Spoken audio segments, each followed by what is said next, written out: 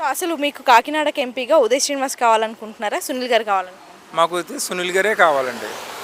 ఉదయ్ శ్రీనివాస్ గారికి అలాగే సునీల్ గారికి తేడా అంటే ఏం చెప్తారు? సునీల్ గారు అయితే మొత్తం ఈ ఈ, ఆ, ఈ జ- ఏంటండి ఇది స్టూడెంట్స్ కనుక లేదంటే జాబ్ హోల్డర్స్ కనుక మొత్తం జాబులు ఇచ్చి మొత్తం ఇంచుమించు 400 కుటుంబాలకు కూడా జీవనోపాధి కలిగిస్తున్నారండి ఆయన.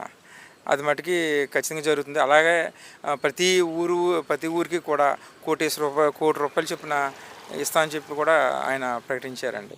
ఓకే, ఉదయ్ శ్రీనివాస్ గారికి ఓటేస్తే మొత్తం అమ్మేస్తాడు అనేసి అంటున్నారు కదా, మీరేమంటారు? అయితే అయితే అది ఇవన్నీ తప్పులన్నీ నిరూపిస్తే ఖచ్చితంగా కూడా ఆయన అమ్మేసే అవకాశాలు ఉంటాయి, గ్యారంటీ. సునీల్ గారిని గెలిపిస్తే 400 గ్రామాలు బాగుపడతాయి అనేసి అంటున్నారు కదా, నిజమే అంటారు? అది ఖచ్చితంగా నిజమేనండి. అది ఖచ్చితంగా 400 గ్రాములు ఖచ్చితంగా బాగుపడతాయండి.